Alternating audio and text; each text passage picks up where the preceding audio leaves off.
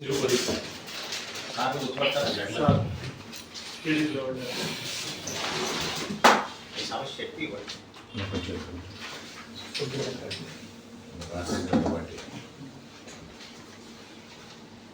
ఇంకొక కాపీ ఉందా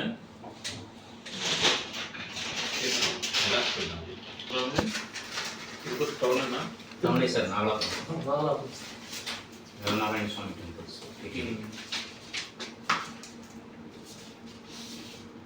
ఎంత ఉంటుందండి విలువ 10 కోట్లు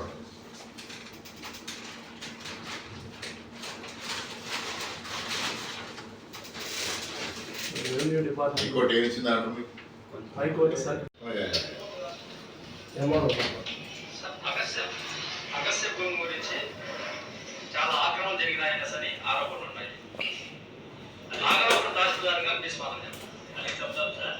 దాని గురించి అగస్త్య టెంపుల్ అగత్త అంటే సంస్కృతంలో అగత్త అంటారు. ఇది వచ్చి గుంట తెలుగు గుడికి వెళ్ళినారు. క్రమేపీ మాజీ విఆర్ఓ మరియు ఇతరులు 20 మంది ఆక్రమించుకున్నారని మాకు తెలిసినది. 20 మందికి నోటీసులు ఇచ్చి సర్వే చేసి విచారణ సత్యవేడు ఇది వారిపై చర్య మండలం మరియు కలెక్టర్ వారికి నివేదిక పంపుతాము. ఈ విషయం తెలియజేయండి సార్. ఎప్పటిలోపల సర్వే చేసి ఇదా సార్ వేలనారాయణ స్వామి గుడికి సంబంధించిన ల్యాండ్ సార్ 2 ఎకరాలు. ఆ ల్యాండ్ వచ్చి టీటీడీ హ్యాండ్ ఓవర్ చేయలేదు. అది కోట్లు చేస్తుంది వాల్యూ టీటీడీ హ్యాండ్ ఓవర్ చేయలేదు. హ్యాండ్ ఓవర్ చేయనందువల్ల వాళ్ళు ఏమంటారు, నేను టీటీడీ వాళ్ళతో కూడా పోయి రచ్చేసినాను, మన కలెక్టర్ కూడా రచ్చేసినాను, నేను అడ్డంగా కూడా పడుకుంటానని చెప్పి పెద్ద రచ్చేసినాను. మన కలెక్టర్ నేను చేసి అప్పుడు చెప్తాను. మళ్ళా 4 మాటలు పోతే ఒకసారి కూడా కలెక్టర్ లేదు. దీనికి పక్క ఆధారంగా కామన్గా లేదని జడ్జిమెంట్లు కూడా ఉంది. కిందికి మొత్తం 3 జడ్జిమెంట్లు. అప్పటికి దాని యాక్షన్ ఎక్కువ. మొన్న వచ్చినారు డిఎల్పి వచ్చి అది కూడా అది వాళ్ళకి సంబంధించిన ల్యాండ్, నీకు సంబంధించింది కాదు ప్రైవేట్ పార్టీకి సంబంధించిన ల్యాండ్ అని అని చెప్పి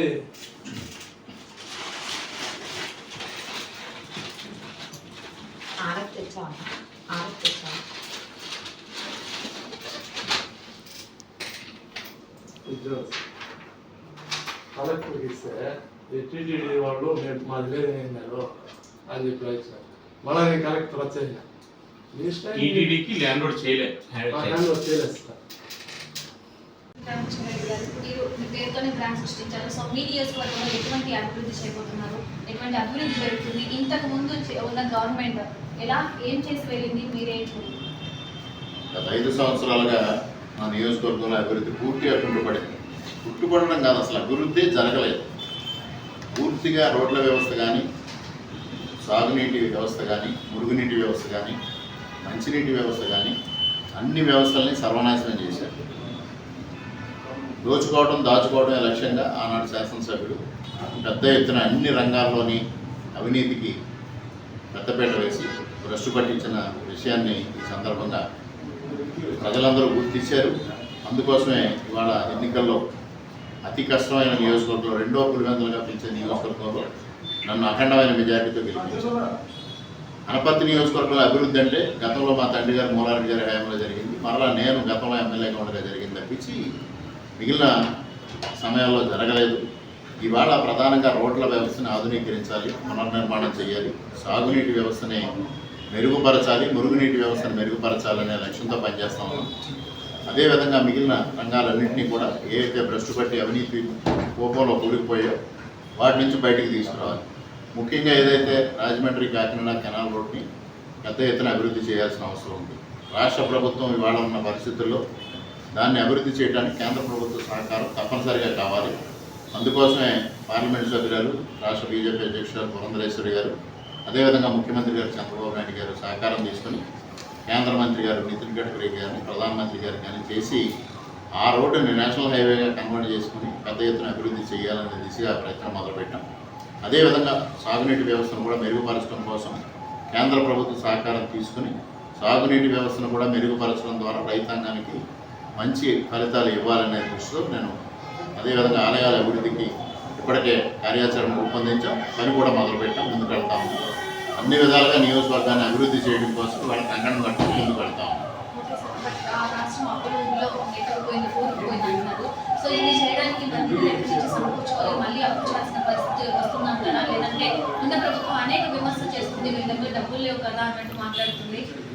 ఈ ఇంతమందికి ఇన్ని రూపాయలు ఇవ్వాలని కూడా వాళ్ళే డిమాండ్ చేసే పరిస్థితి నెలకొంది. సో ఏమంటారు?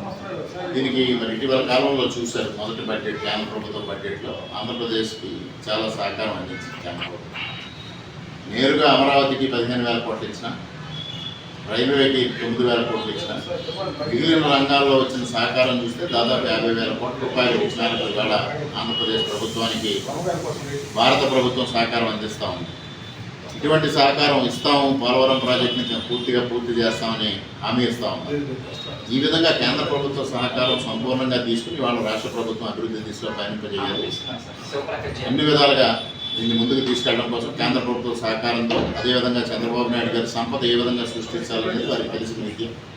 ఈ రెండింటితో ఆంధ్రప్రదేశ్ రాష్ట్రాన్ని పునర్నిర్మాణం చేయడంలో ముందుంటాం. ఈరోజు భారతదేశంలో సంతుష్టీకరణ రాజకీయాలకు దూరంగా ప్రజాహితం, జాతిహితం, దేశహితం లక్ష్యంగా పనిచేస్తూ భారతదేశాన్ని విశ్వగురువుగా నిలపడం కోసం నిరంతరం కృషి చేస్తున్న భారతీయ జనతా పార్టీ సెప్టెంబర్ 1 నుంచి సభ్యత్వ కార్యక్రమం నమోదు ప్రారంభించింది. సభ్యత్వ నమోదు కార్యక్రమం 2024లో ప్రజలందరూ పాల్గొని బీజేపీ సభ్యులుగా చేరి వికసిత్ భారత్ లక్ష్యాన్ని నెరవేర్చడం కోసం కలిసి పనిచేద్దామని మీ అందరికీ పిలుపునిస్తా ఉన్నాం.